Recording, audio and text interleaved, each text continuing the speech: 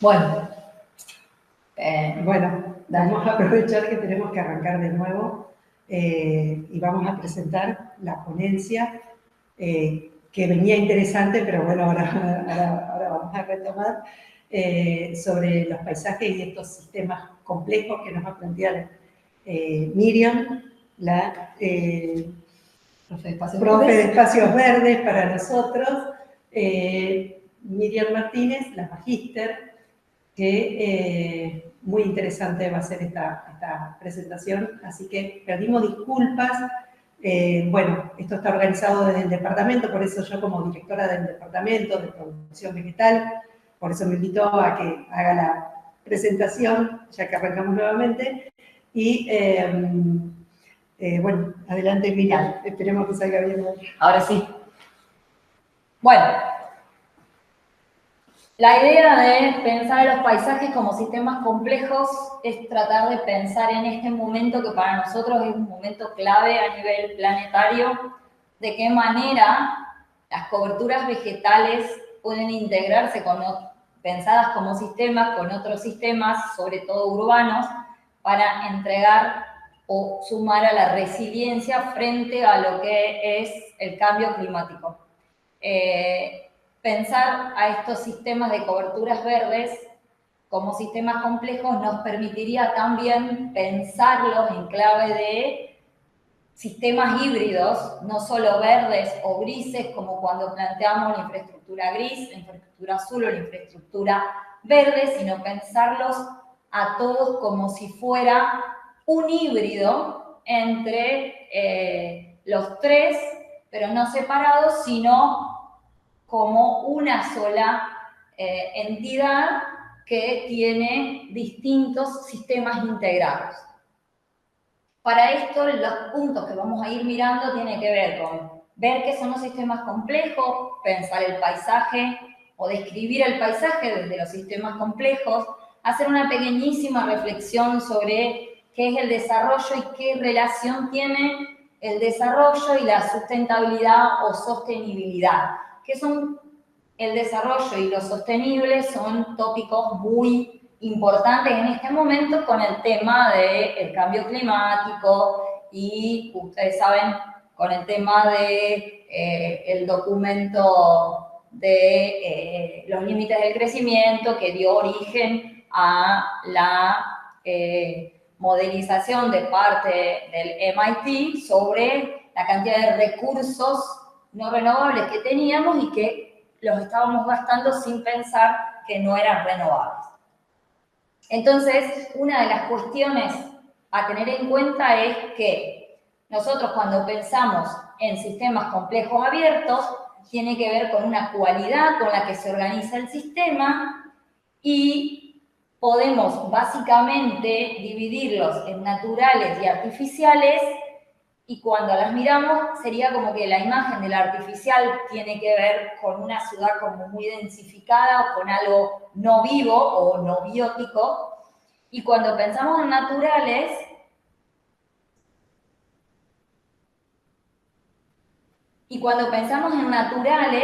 estamos pensando en una imagen como bucólica, como de un paisaje. Sin embargo, los sistemas complejos abiertos naturales son aquellos que se van a ir dando sin intervención del hombre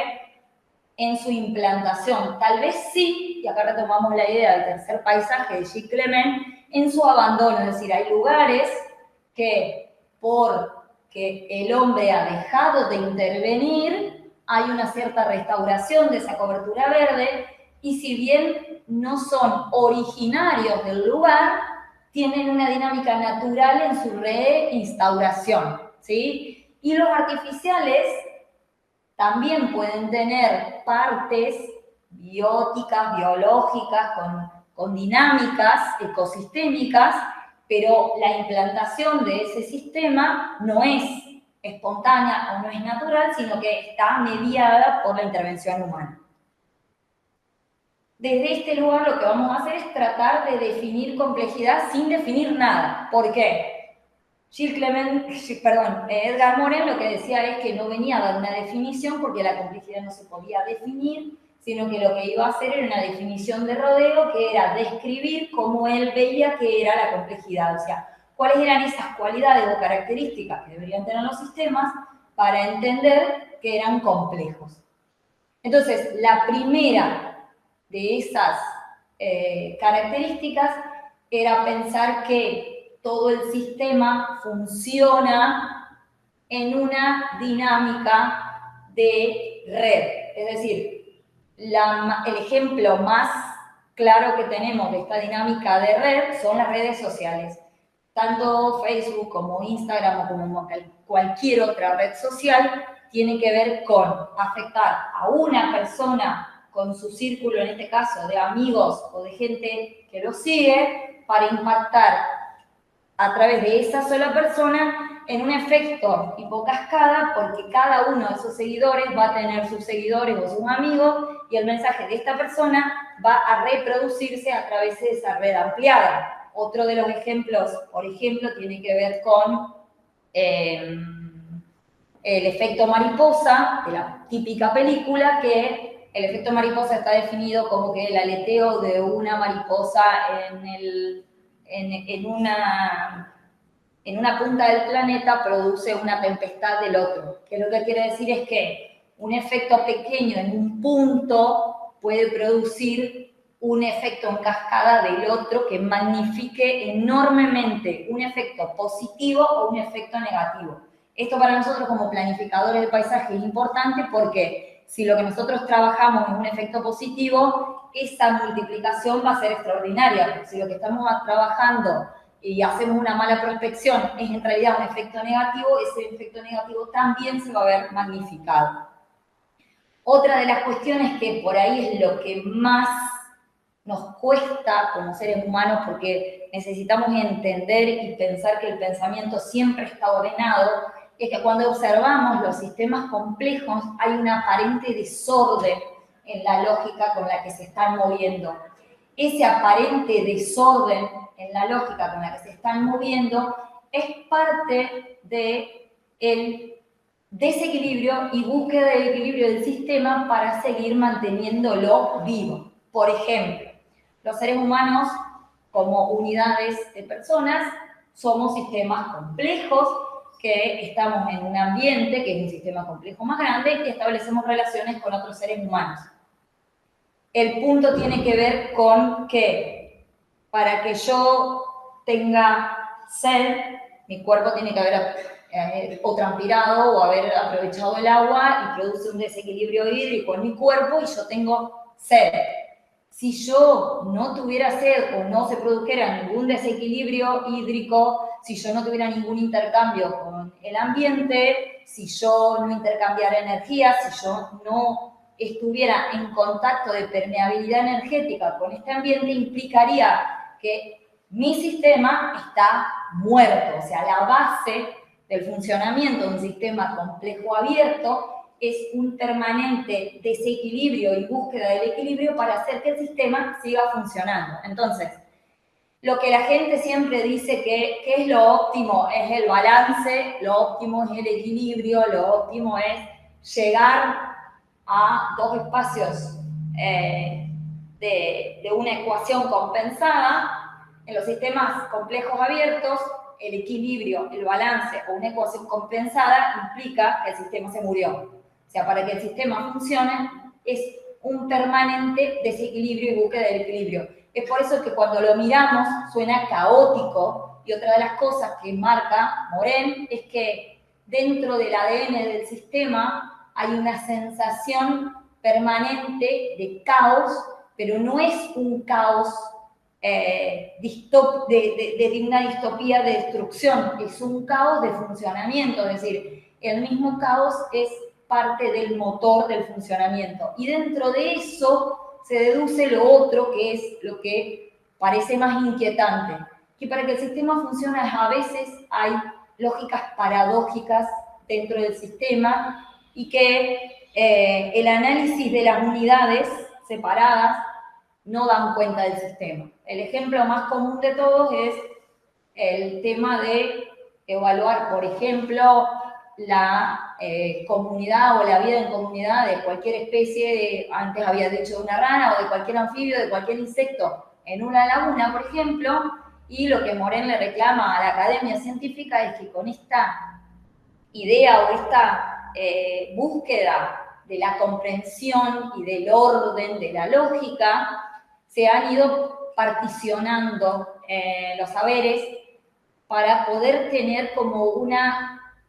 comprensión como general de cada parte. Pero si yo comprendo cada parte, no entiendo las relaciones que vinculan las partes en un sistema complejo, no estoy entendiendo el sistema. No puedo predecir, si es que algo puedo predecir, cómo es el sistema. Entonces, si yo quisiera saber cómo funciona socialmente en una laguna una rana de una especie determinada, no me sirve cazar la rana, despanzurrarla y llevarla a un laboratorio, lo máximo podré ver cómo son sus órganos y qué comió, pero no me sirve para poder retrasar o entender cuáles son sus relaciones de comunidad. Que para eso yo debería ir a ver la rana en la laguna y ver esa rana cómo funciona con otras ranas, cómo es el proceso en el tiempo de esa comunidad de ranas, y si hubiera otras lagunas semejantes o otros sitios donde funciona o vive esta misma rana, ir a ver en qué sentido o sistema esta rana, en cada uno de los sitios la comunidad funciona de la misma manera o hay adaptaciones. Es por eso que, volviendo al principio de arranque, lo más importante en un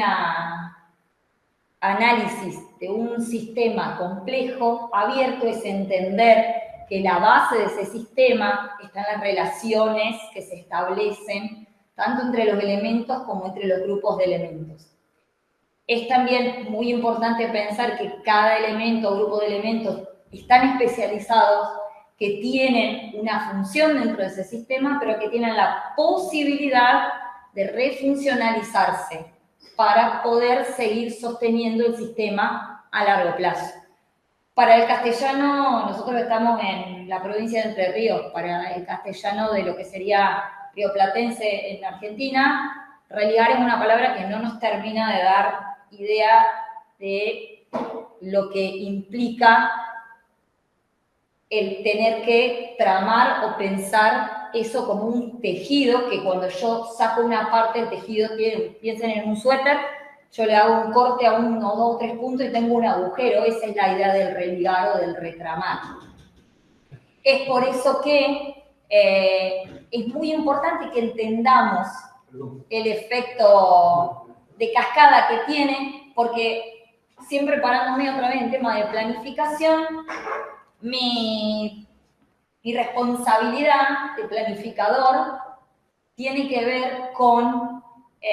predecir algunas cuestiones, y eso implica una responsabilidad, porque si estamos delineando todas estas características o cualidades de este sistema, cualquier cosa que yo haga va a tener un efecto ampliado hacia el futuro y hacia el sistema contextual, y necesito que ese efecto que yo hago sea positivo.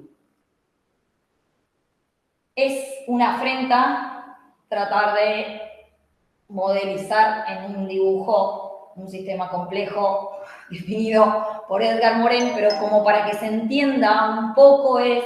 que los sistemas complejos son sistemas de sistemas. Si pensamos otra vez en el cuerpo humano, tenemos células que se asocian en tipos de tejidos, que se asocian en formar un órgano y en sistemas de órganos, y después todos juntos forman el cuerpo completo. Cada uno tiene su función primordial, sus cuestiones que hacer, pero están en permanente intercambio con el afuera. Entonces, este intercambio de energía con el afuera hace que sigamos vivos, y en eso vamos a retomar después en el tema de desde lo que tenemos nosotros como pensar en las coberturas verdes, de qué manera ese intercambio energético, que puede ser en distintas formas planteadas, va a ser, desde donde estamos mirando el desarrollo, una cosa negativa en ciertos sistemas para sus entornos. ¿Quién quede vuelta? ¿Está?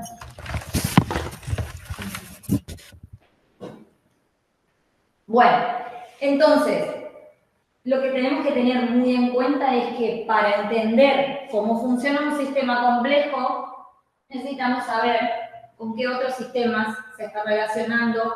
con qué otros intercambia y cómo es su contexto. No podemos aislar un sistema complejo y entender cómo funciona por aislamiento, al contrario. El sistema complejo tiene su completa comprensión e inteligibilidad viendo el ambiente o el contexto de ese sistema. A partir de la no definición o de la no descripción, lo que hace Morin es tratar de esbozar algunos principios que estarían en la base del funcionamiento del sistema. Acá están en una rueda, vuelvo a decir lo mismo, es muy difícil cuando uno trata de mostrarle a otro un concepto, el tema de la jerarquización del concepto. Por eso están en una rueda que fíjense que tienen flechas que están abiertas, hay un cierto particionamiento, pero no hay un principio generativo más importante que el otro, sino que en ese circular dentro del sistema van armando toda la posibilidad de que ese sistema funcione. Ahora lo que les voy a invitar es que vamos a ir viendo cada uno y vamos a tratar de ir viéndolos, menos uno solo, en su aplicación al paisaje. O sea, vamos a tratar de analizarlo ya como sistemas de paisaje. El primero de los principios, que es el sistémico u organizacional, lo que dice es que un sistema determinado, por esto de las redes del sistema, tiene un funcionamiento que no solo afecta al sistema en sí mismo, sino que tiene la posibilidad de afectar al sistema hacia afuera. Por eso traigo el ejemplo que creo que a nivel ambiental es el más claro para lo que es Latinoamérica, que es todo el complejo de lo que sería el Amazonas. El Amazonas como sistema verde, sin pensar en las fronteras políticas, sino pensando en las fronteras ambientales, es un sistema que por su funcionamiento dentro del ciclo del agua está generando un tipo de clima o manejando, entre comillas, un tipo de clima que va desde el norte de Latinoamérica hacia abajo y los efectos de desmonte en el Amazonas van a verse, y ya se están viendo,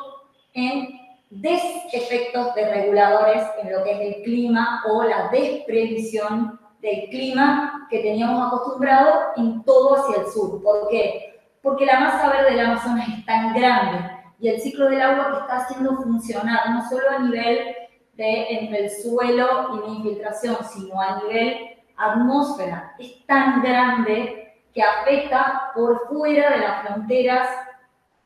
políticas de la nación Brasil. Entonces, el ambiente lo vemos también con el tema de las plantas nativas. Como decimos una planta nativa, las plantas están relacionadas a ambiente o su pertenencia a los ambientes. Entonces, el Amazonas no se enteró políticamente que está en territorio de Brasil y el desmonte de ese territorio implica una desregulación ambiental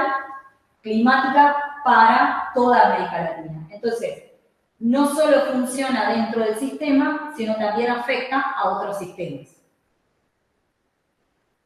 En el principio de retroactividad, lo que se está marcando es que dentro de los sistemas hay eventos a los que nosotros tendemos a evaluar como efectos y causas en una cuestión lineal, y sin embargo dentro de los sistemas abiertos las linealidades no se pueden marcar tan fácilmente. Hay eventos que son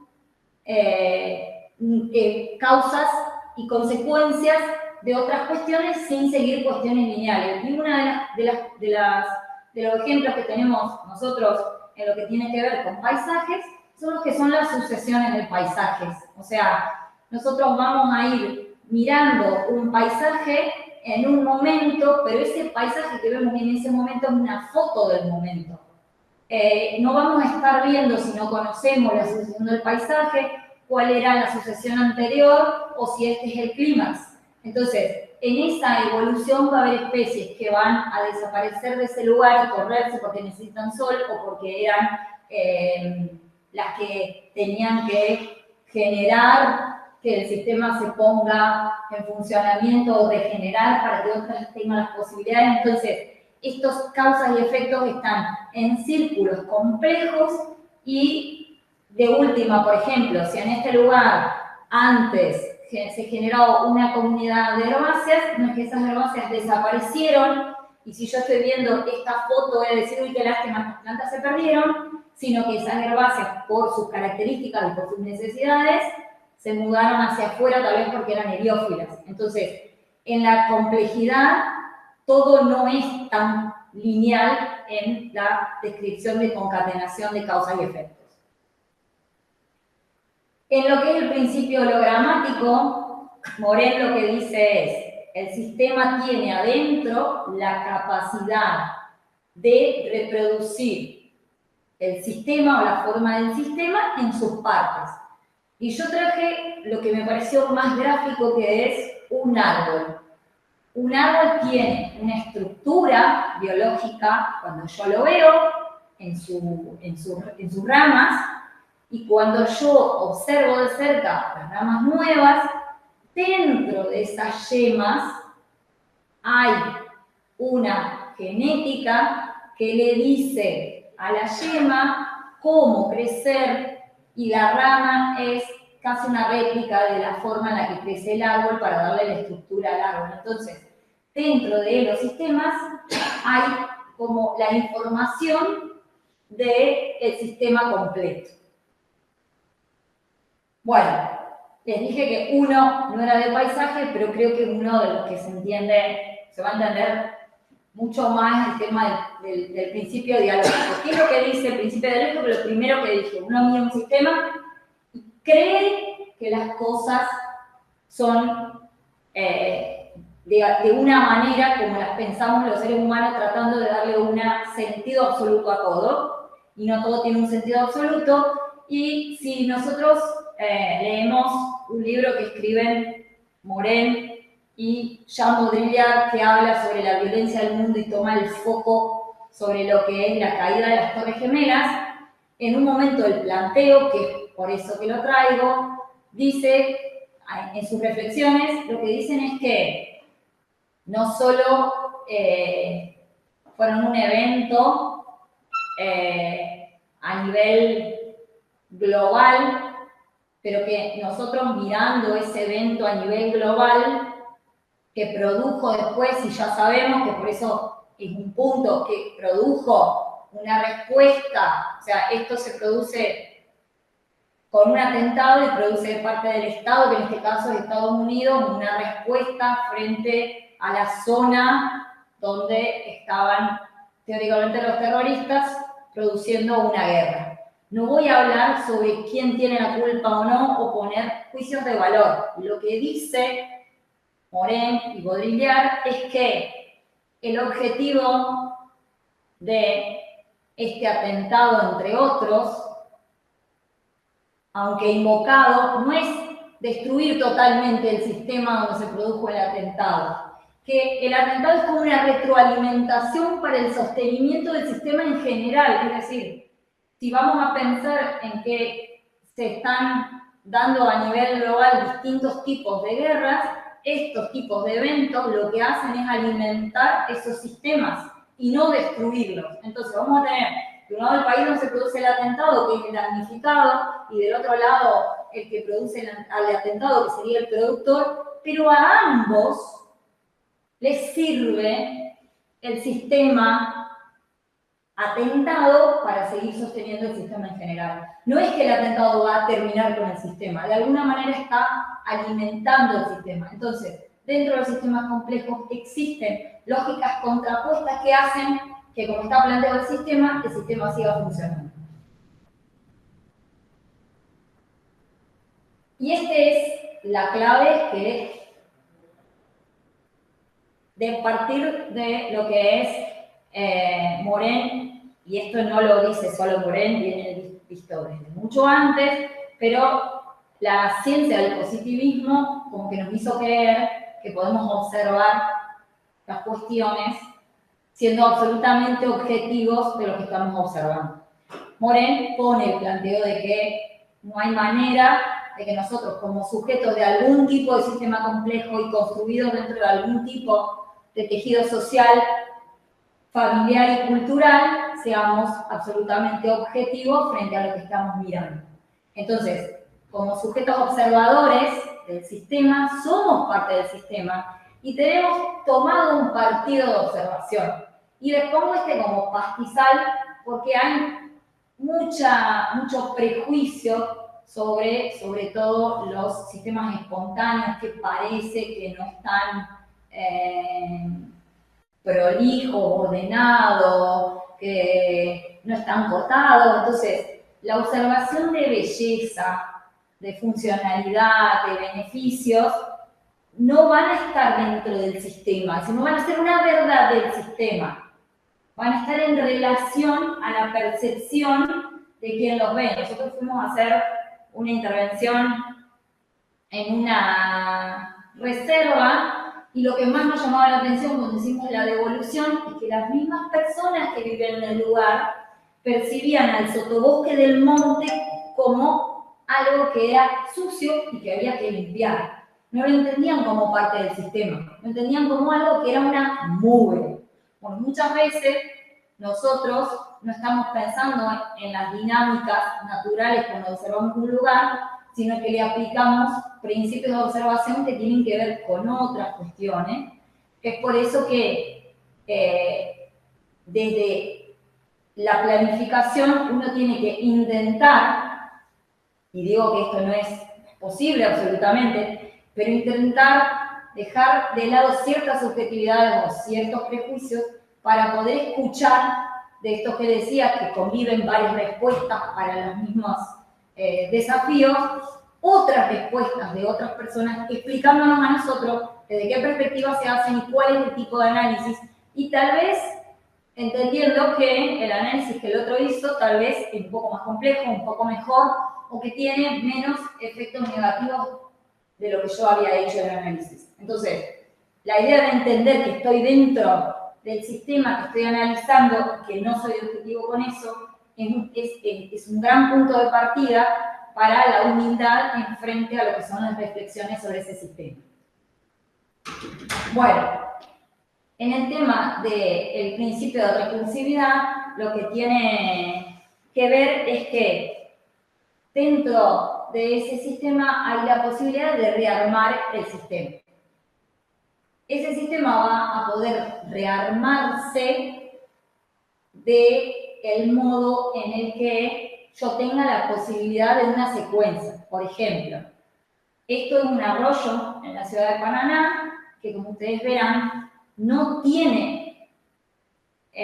la típica vegetación en especies de lo que era originalmente ese arroyo. Ese mismo evento que llevó a que no tenga cobertura en algún momento y que la cobertura se vuelva a hacer, o sea, esos mismos efectos anteriores de devastación de ese borde y de urbanización trajeron a este lugar nuevas especies que fueron más eficientes para formar cobertura, pero sin embargo sobre ese sistema, a través de un soporte de suelo, una provisión de agua y una secuencia climática, hay una cobertura verde. Pero no es la cobertura anterior, pero sigue habiendo una cobertura verde en forma de sistema que está cumpliendo ciertos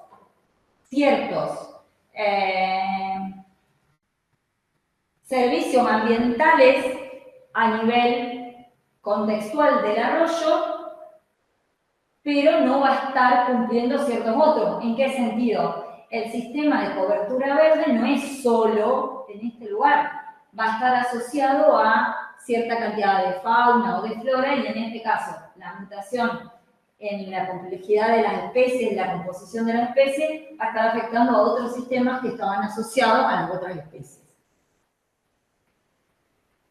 Y este es el que más me gusta, que vuelvo a poner la misma foto y que pongo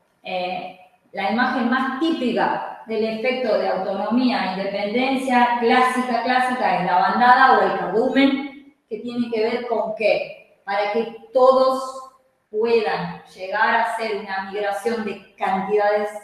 importantes de kilómetros, todos los individuos necesitan descanso. Entonces, en una bandada, los individuos guías están recibiendo la mayor cantidad de viento, la mayor resistencia, el mayor agotamiento, entonces se van haciendo postas para que toda la bandada pueda llegar a su destino. Eso implica que si esos individuos de adelante quisieran irse solos, no pueden. Es decir, el destino de la bandada está determinado por la interdependencia que tienen unos individuos con otros. Es decir, para que la bandada tenga autonomía, los individuos tienen que estar en una relación que vendría a ser cooperativa o solidaria. Bueno, dentro de los sistemas, esto pasa y lo vemos muy claramente, perdón que me refiera siempre al ser humano, pero si yo ando bárbaro, pero mi corazón decide dejar de funcionar, por más que mi cuerpo, mi cerebro, mis riñones, mi hígado funcionen, con que mi corazón deje de funcionar, mi sistema se acaba. Para que yo pueda seguir viviendo, todos mis órganos tienen que funcionar en orden para que mi cuerpo pueda desarrollarse. Dentro de lo que son los sistemas verdes, cada parte o cada elemento del sistema va a estar cumpliendo un rol tan importante que estar ahí hace que la comunidad funcione. Algunos le hacen sombras a otros, hasta que crecen. Al principio un árbol que después va a necesitar mucho sol está pequeñito, pero no podría crecer al rayo del sol, sino que necesita cierta cantidad de humedad, y están las pioneras que le hacen sombra y le acomodan el espacio para que después ese que va a estar alto y tal vez tenga 25 metros, pueda llegar a tener 25 metros, pero no podría germinar al sol y sin cierto tenor de humedad. Entonces, para que el sistema se sostenga, cada uno hace su trabajo de manera solidaria. A veces no nos damos cuenta de qué manera vamos produciendo sistemas. Y en la parte de abajo una foto típica de un barrio lejos, en donde cuando uno arma un loteo, un barrio lejos, no se da cuenta que hay muchos servicios que no están cerca de ese sitio. Entonces, si yo, para que este barrio funcione, yo voy a estar necesitando no solo servicios de la municipalidad, sino servicios interpersonales que van a estar funcionando respecto a esos barrios, y más, como por ejemplo lo que es el conurbano bonaerense, que son grandes conglomerados de grandes barrios privados o cerrados, en los cuales alrededor de esos barrios que estuvieron diseñados se arman otro tipo de barrios que son los que van a estar prestando servicios. Entre todos van a formar un sistema, porque estos barrios o estas casas no pueden sostenerse solas, tienen servicios que estando en la ciudad están a la mano, cuando se van lejos, de alguna manera fraccionan esta ida. Y por otro lado, y esto, ¿cuál es? Y es lo que decía al principio, es poner el énfasis en que a veces nuestra intervención como seres humanos, nos creemos que realmente somos imprescindibles absolutamente para todo. Gilles Clement, en el análisis del tercer paisaje, lo que dice es que en las ciudades, a través de la fragmentación, han quedado espacios que han sido de algún modo sin estado, es decir, su cobertura verde ha sido exterminada o ha sido desplazada o se le tiraron cascotes encima, se cambió, pero que en la naturaleza y que tiene que ver con este sistema, que es la cobertura verde, hay un banco genético que está en ese suelo y unas coordenadas ambientales que se van a desencadenar, y que cuando nadie intervenga, en ese lugar se va a volver a producir un paisaje espontáneo. Ojo con esto, ese paisaje espontáneo, sobre todo en lo que son suelos urbanos o zonas urbanas, no necesariamente van a ser las mismas coberturas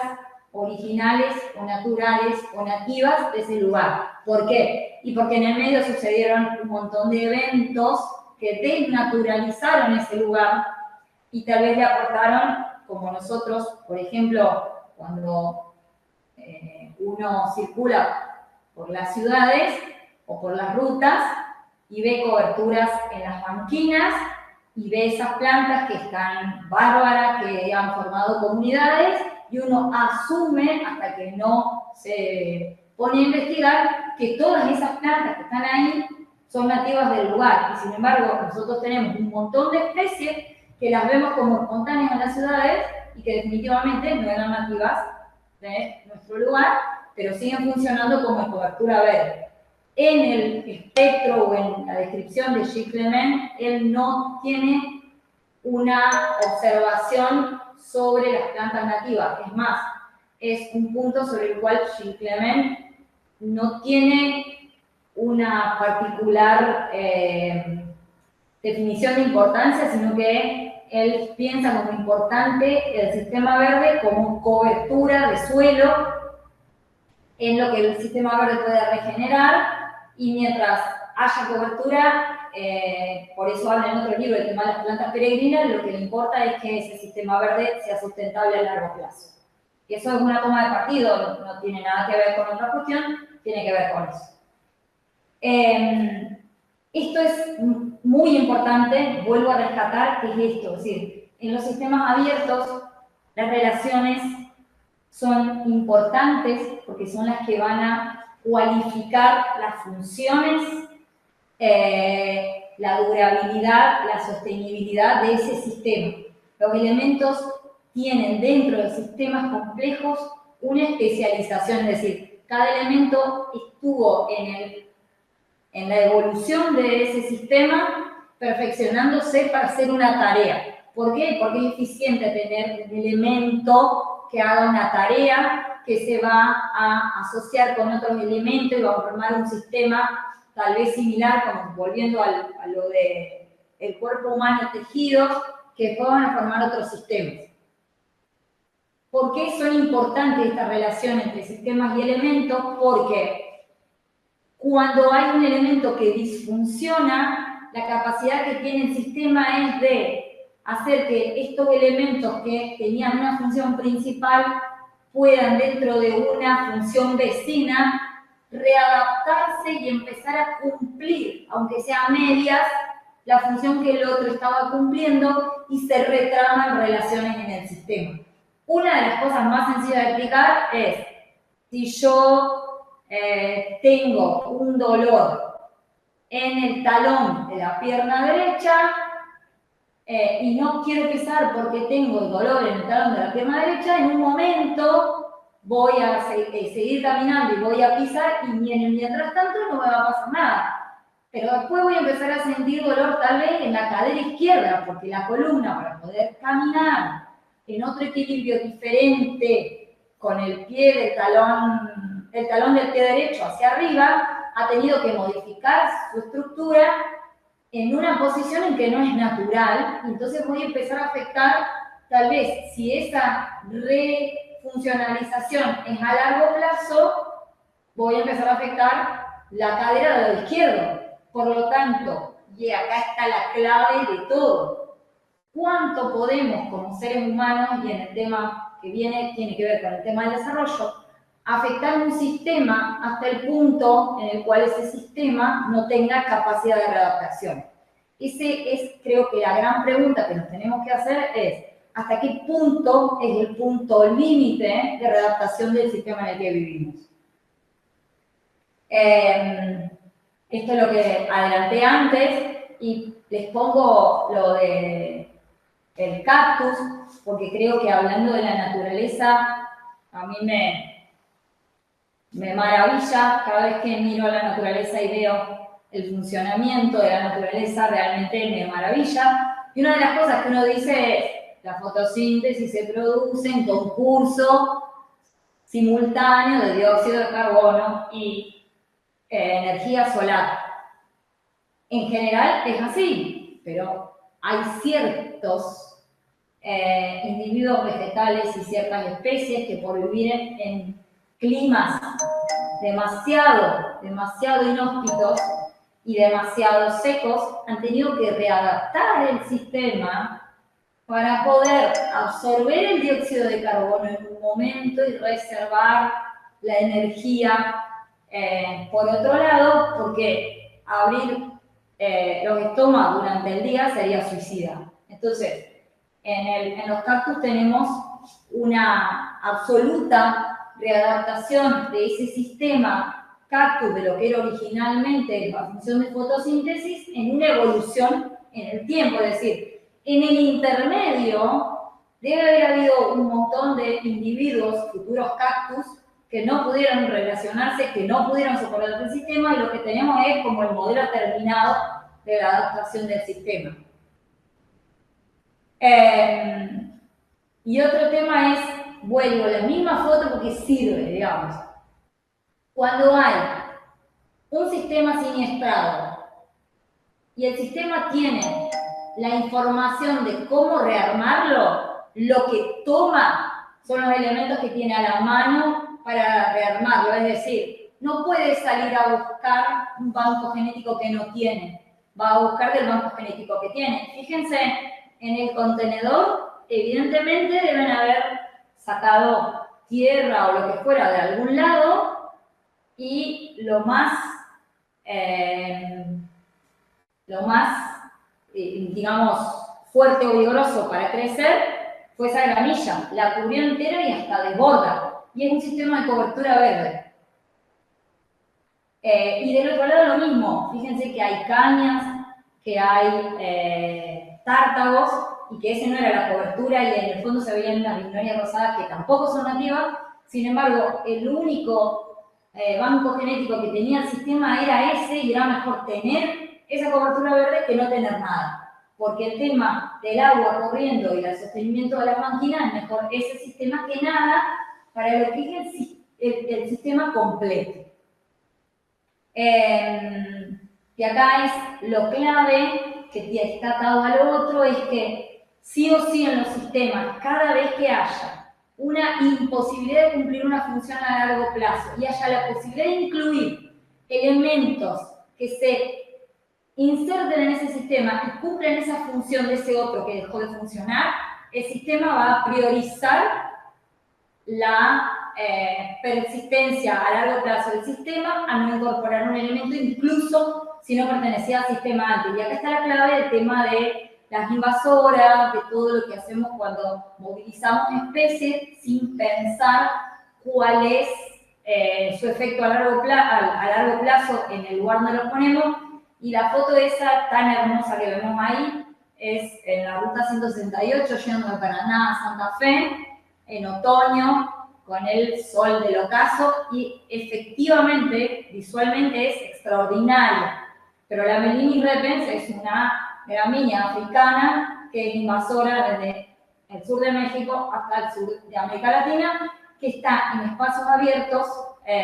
retrayendo nichos de otras especies, ¿sí? Y esto es otra cosa. El sistema planetario completo es un gran sistema abierto que está hecho de una mamushka de sistemas que van unos interconectados con otros, algunos están dentro de otros y algunos están al mismo nivel organizacional, pero no podemos pensar que yo recorto este pedacito y se me acaba el sistema. O sea, el sistema más general es el sistema planetario, que si lo vemos cumple con las mismas funciones porque el contexto está hacia lo que sería el espacio, digamos, pero pensar en clave de sistemas abiertos implica pensar en clave de sistema de sistemas. Y esto ya lo dije hoy y lo vuelvo a decir. Cuando un sistema abierto deja de intercambiar con el ambiente porque llegó a un equilibrio y no tiene ningún desequilibrio energético en ningún lugar, el sistema se murió. El sistema permanente desequilibrio y búsqueda del equilibrio es el motor que hace que el sistema funcione. Cuando deja de intercambiar, muere. Por lo tanto, vamos a desterrar el tema de que lo mejor que tenemos es el equilibrio y el balance, sino que la idea es la búsqueda del equilibrio o la búsqueda de balance, pero tratemos de encontrarlo bastante lejos, así nos morimos más viejos, digamos. En este sentido, una de las cuestiones que introduje hoy es hasta qué punto podemos interactuar los seres humanos, ya sea en lo que es urbanización, ya sea lo que es producción, ya sea lo que es explotación, hasta qué punto, es decir, cuál es el punto de inflexión del sistema. Nos hemos puesto a pensar cuál es el punto de inflexión de sostenimiento del sistema. Si el sistema está necesitando o resiste ciertos desequilibrios y va a ir a buscar o a retomar la compensación de desequilibrio o va a incorporar un elemento o readaptarse. Pero la capacidad de readaptación está atada a cada sistema, no es la misma para cada sistema y la gravedad o la fuerza con la que uno imprime un desequilibrio tiene que ser medido para dejarle que el sistema se reorganice, porque si no el sistema no alcanza a reorganizarse. A partir de esto es que nosotros deberíamos, por ejemplo, pensar que un ejemplo de los más comunes es, retomando el tema de la selva amazónica, nosotros vemos la selva amazónica como una exuberancia de vida, de biodiversidad, de especies, de verde, de humedad increíble. Y cuando la vemos desde arriba estaríamos pensando que ese suelo que está sosteniendo esa selva debería ser el suelo más rico de todo el planeta por esa extraordinaria naturaleza que sostiene. Sin embargo, uno de los sistemas más frágiles a nivel ambiental es la selva amazónica, desde el punto que la selva es su propio motor, es decir, la cobertura verde que está sobre un sistema de suelo muy pobre, con muy pocos nutrientes, porque uno de los suelos en los desarrollos de suelo más viejos y que están realmente muy desgastados, la selva alimenta la selva, o sea, la producción vegetal de la selva alimenta a la selva. Cuando yo saco la cobertura de arriba de la selva, esperando tener un suelo rico abajo, voy a tener durante un par de temporadas lo que la selva alimentó el suelo y después no voy a tener nada. Y ahí sí, la introducción que hice sobre ese sistema es tan grande para el sistema selva por su fragilidad que no voy a poder volver a replantarla. O volver a replantarla sería una tarea hercúlea. O sea, no es un sistema que soporte una gran disrupción, ¿sí? Sin embargo, después vemos unos sistemas como los nuestros, en las llanuras pampeanas, donde vemos más que nada llanuras con pastizales, y por ahí no llegamos a dimensionar por la cobertura respecto de la selva, que eso sí son suelos ricos, son suelos nuevos, son suelos sedimentarios, que son suelos muy ricos y que pareciera que lo que está arriba no está dando cuenta de la riqueza del suelo. Y sin embargo, cuando sacamos esa cobertura y hacemos algún otro tipo de cultivo, nos damos cuenta de cuál es el perfil de riqueza de ese suelo. Entonces, el análisis de la posibilidad de sostenimiento en el tiempo o de fragilidad del sistema es algo que como planificadores de paisaje tenemos que tener en cuenta, porque podemos mal evaluar las posibilidades de intervención. Y cuando mal evaluamos las posibilidades de intervención, pasa esto. Si lo que le hacemos a los sistemas es tirarles un meteorito disruptivo, el sistema no tiene capacidad de readaptación y hay un montón de intersistemas o de sistemas que no pueden readaptarse a las nuevas condiciones. Hay relaciones que se rompen de tal manera que no pueden volver a restablecerse entre los elementos, ya sea porque las condiciones para darse esas relaciones no existen más o porque directamente el sistema de elementos está absolutamente destruido. Entonces, si nosotros no podemos evaluar cuál es la carga que le ponemos al sistema, no vamos a tener predictibilidad de qué posible evolución de readaptación o de compensación vuelve a tener ese sistema. Y no estamos como los dinosaurios, porque no estamos como los dinosaurios, pero sí estamos en una situación de encrucijada filosófico, política, social, porque sabemos que la evolución de lo que se está previendo, volvemos a lo del modelizado del MIT sobre las posibilidades de desarrollo a futuro que eran de 1970, con un sistema productivo, 1970, y que ahora estamos habiendo circulado 54 años de ese sistema y no hemos pensado demasiado, o sea, como diría mi hija más chica, seguimos fingiendo demencia y mirando para otro lado. La situación no cambió para mejor, cambió para peor, porque sobre el mismo sistema finito que había determinado el MIT, estamos imprimiendo disrupciones de mayor peso o de mayor carga, porque nuestras capacidades productivas evolucionaron, nuestra capacidad extractiva de ese sistema mejoró, pero muchas veces a la predicción de 1970. O sea que esa predicción de finitud de nuestros recursos es totalmente irreal en relación a lo que era en 1970. Y también, esto es algo que tiene que ver con el tema de los paisajes, tiene que ver con la perspectiva subjetiva de cada cosa, es que tenemos que pensar en la ciudad y en las planificaciones en dos coordenadas. Sí estamos pensando en este lugar, estamos observando este lugar, pero cualquier paisaje tiene dos coordenadas. Tiene una coordenada física y una coordenada temporal. ¿Por qué me gusta esta viñeta de Asterix y Obelix? Porque uno ve hoy una foto de Toledo, por ejemplo, donde hay un acueducto y para nosotros el acueducto es el paisaje de Toledo. Sin embargo, si nos remontamos antes de la era cristiana, ese acueducto no era parte del paisaje de la región, de lo que en ese momento ni siquiera era Toledo. Entonces, nosotros como planificadores en las ciudades tenemos que pensar cuáles son los paisajes, cuáles han sido las secuencias culturales que hoy estamos heredando y cuál es nuestro efecto positivo a partir de ese lugar. Y en esa evaluación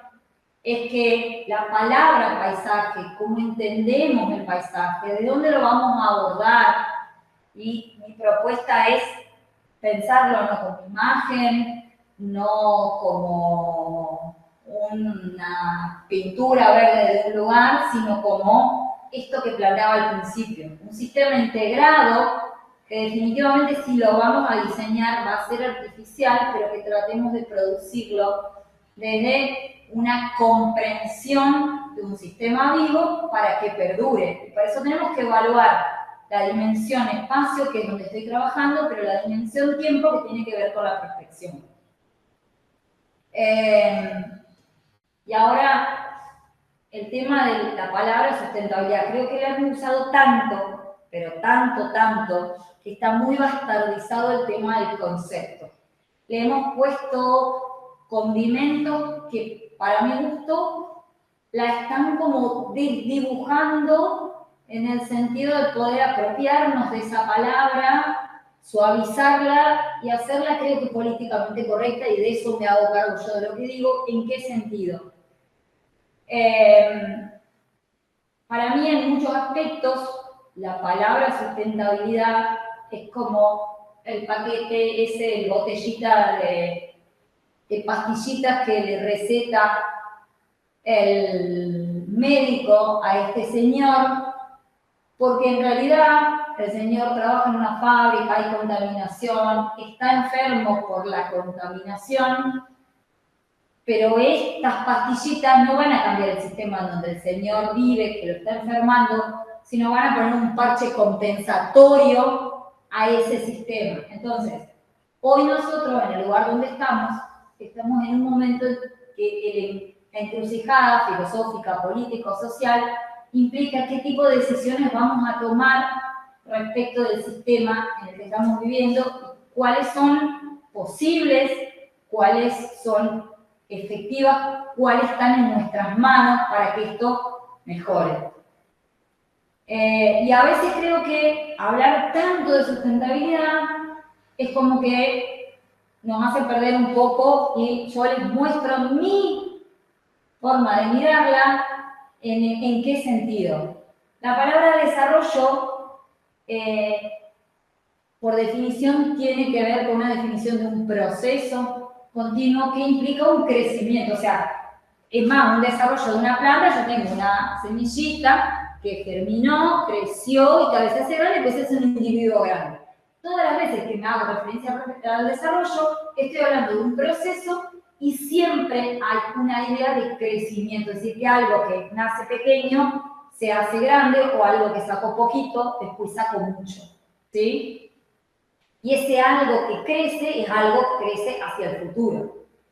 Entonces, planteado como lo tenemos planteado hoy, ese desarrollo, más que estar observando cuál es la carga disruptiva que le podemos poner al sistema planetario, está observando cuál es la capacidad posible de desarrollo final, sin estar mirando que el contenedor de ese desarrollo final sí o sí va a ser el sistema planetario. Así que no nos podemos desprender de la realidad que vivimos en un sistema material, energético, finito, y que para las posibilidades de ese desarrollo y crecimiento debemos observar cuáles son las tasas de reequilibrio de este sistema en el que estamos. Una de las cosas que me parece chistoso, que yo no lo había visto, que lo vieron dos amigas mías que trabajan en la tecnicatura de jardinería en la UBA, es que en el desarrollo de sustentabilidad número 11, que es el desarrollo de sustentabilidad de ciudades y de comunidades, le falta algo. O sea, esas ciudades o comunidades son ciudades solamente de infraestructuras grises. Yo le puse los míos y ellos le pusieron las de ellas, para que nuestras ciudades y nuestras comunidades sean sostenibles. Sí o sí necesitamos sistemas verdes vegetales. Las ciudades solas, sin sistemas verdes vegetales, no son sostenibles. Y uno dice, así como uno habla de que las palabras representan el pensamiento, los gráficos también representan el pensamiento. Las ciudades solas, de infraestructura gris, a largo plazo o a corto plazo no son sostenibles. Entonces tenemos que pensar en esto del sistema híbrido para pensar las ciudades y las comunidades. Y si ustedes me preguntan, hablamos de que el desarrollo era como una flecha que seguía, el tema de sustentabilidad y atendiendo a lo de los sistemas complejos abiertos, la sustentabilidad tiene más que ver con un círculo virtuoso. ¿En qué sentido? En que estos intercambios hacia adentro y hacia afuera del sistema tienden a ser retroalimentaciones intersistémicas. ¿Qué quiero decir con eso? Que lo que para uno es un descarte energético o un residuo de un sistema, en el sistema de al lado se reconfigura y se arma como insumo para otro proceso. Cuando nosotros estamos planteando el desarrollo desde un solo lugar, sin observar las externalidades del desarrollo, que implica mirar el contexto de lo que son estos intercambios o residuos hacia afuera de estos sistemas, estamos perdiendo la idea de que Mi sistema de desarrollo está inserto en otro sistema más grande, contextual, ambiental, que va a recibir esos intercambios energéticos que el sistema de desarrollo va a estar dando. Entonces, para que algo sea sustentable, este intercambio entre sistemas tiene que tender otra vez a equilibrar los residuos de uno como reintroducción de insumos para otros. Y acá el punto es, antes de hacer nada, tenemos que preguntarnos, ¿qué tipo de verde queremos, pero qué tipo de ciudades queremos vivir? ¿Queremos vivir una ciudad que sea toda de cemento con muchos pequeños espacios vacantes que se resolvieron por sustracción? Y cuando digo por sustracción es que la ciudad se planificó como volúmenes y que por ahí los espacios que quedan libres son los que quedan y las relaciones que suceden en esos espacios libres quedan un poco como a libre albedrío, como por ejemplo,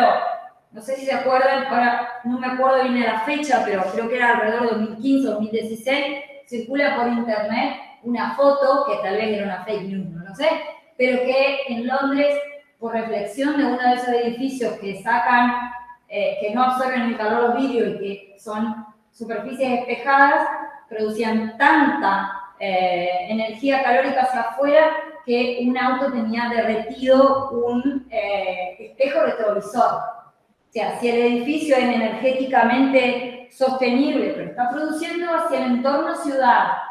un aporte al efecto isla de calor del funcionamiento del edificio no es sostenible. Porque el edificio no es solo un elemento, es una parte de ese sistema ciudad en el cual está estableciendo relaciones, y esas relaciones energéticas hacia afuera no son buenas para la ciudad. Entonces, nos tenemos que plantear qué ciudades queremos, cuáles son las que vamos a diseñar dentro de las movilidades de la realidad. O sea, siempre tenemos que tratar de pensar o planificar dentro de las movilidades de la realidad. Entonces, volvemos a poner, no son las mismas fotos, pero sí la misma referencia, tenemos que tratar de pensar en particiones, y ahí están en esas tres fotos los tres sistemas con los que analizamos las ciudades. Infraestructuras grises, infraestructuras verdes, infraestructuras azules, pero cuando las observamos son categorías analíticas, es decir, lo que yo estoy observando es, miro y observo para tratar el sistema, para ver cómo se interconectan, cómo interactúan, cuáles son los beneficios, qué necesitan, cuál es el espacio que le tengo que dar, pero cuando lo diseño no puedo diseñar como si esto fuera un plano de GIS o fuera un collage y que yo pongo primero la más importante que es la gris y le pego las otras arriba, sino que tengo que estar pensando en diseñar algo que sea pensado desde el principio como una hibridación.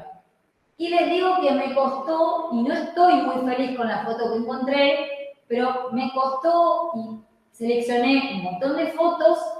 y ninguna daba muy cuenta de ser una cuestión híbrida porque detrás hay un montón de edificios. Sin embargo, este que está delante tiene como ciertas cuestiones de como cierto pensamiento complejo integrado al edificio.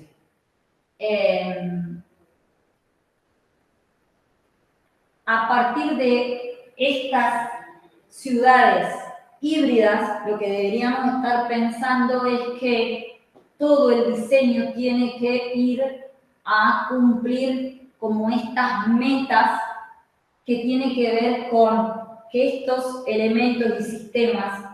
que formarían estas ciudades híbridas, todos tienen que funcionar hacia un adelante que es seguir sosteniendo ese sistema, pero en buena calidad, no seguir sosteniéndolo en detrimento del sistema, sino que ese sistema tiene que ser sostenible en el tiempo con la misma calidad. Y cuando hablo de calidad, hablo de calidad ambiental y de calidad de habitar, porque lo que no podemos soslayar como seres humanos es que, por ejemplo, hablando solo de ciudades, el objetivo de la ciudad es el habitar. El objetivo de la ciudad es el habitar en seguridad, y en seguridad de todo tipo, en seguridad física, en seguridad política, en seguridad de salud, en seguridad de convivencia, y en tanto y en cuanto empecemos a pensar estas ciudades como sistemas híbridos del principio, hay más posibilidades que podamos cumplir estas metas. Voy acá a armar un pequeño punteo sobre las dinámicas en el tiempo, es decir, básicamente dentro de estas ciudades se van a cumplir o se deberían cumplir lo que son las metas primarias de lo que son los ciclos de los elementos, porque son ecosistemas, por más que sean ecosistemas artificiales, porque los estamos diseñando para que funcionen hacia el futuro sosteniblemente y perduren, tienen que estar pensados como sistemas complejos. Entonces tenemos que estar pensando que le tenemos que dar cuenta dentro de las ciudades a todos los ciclos de los elementos que vamos a observar en la naturaleza, que tenemos que pensar que la resiliencia está inscrita en los sistemas abiertos y que es esto que hablábamos de que los elementos se readecúan a una nueva función temporariamente o a largo plazo si pueden, que las relaciones entre ellos se establecen y que si hay una baja de elementos, una vacancia, se incorporan elementos nuevos para el sostenimiento del sistema. Pero también tenemos que tener en cuenta que estos sistemas van a tener un límite de carga y un límite de posibilidades de disrupción. Y que cuanto mayor organizados o diversos sean estos sistemas híbridos que estamos pensando, va a aumentar la capacidad de resiliencia porque vamos a tener más cantidad de relaciones que traban el sistema y más cantidad de elementos cumpliendo funciones dentro del sistema. Esto era como el corolario. Voy a sacar la presentación. Les dejo un minutito para que después en el video se vea. Estos son todos los libros que yo fui leyendo como para armar la charla. Y bueno, espero que al menos se vayan de este lugar, que es lo que pretendo, con ninguna respuesta planteada, ni una sola, y la cabeza llena de cosas para pensar o de planteos que tal vez no se habían hecho, con que se hagan uno solo, estuvo perfecto, pero lejos de intentar dar respuestas a nada, la idea es pensar en voz alta qué cosas tenemos que empezar a cuestionarnos, qué cosas deberíamos poder pensar por afuera de lo que pensamos tradicionalmente, qué soluciones podrían servirnos por fuera de la lógica tradicional y que si a eso ustedes de alguna manera los interpeló, esto ya surtió efecto.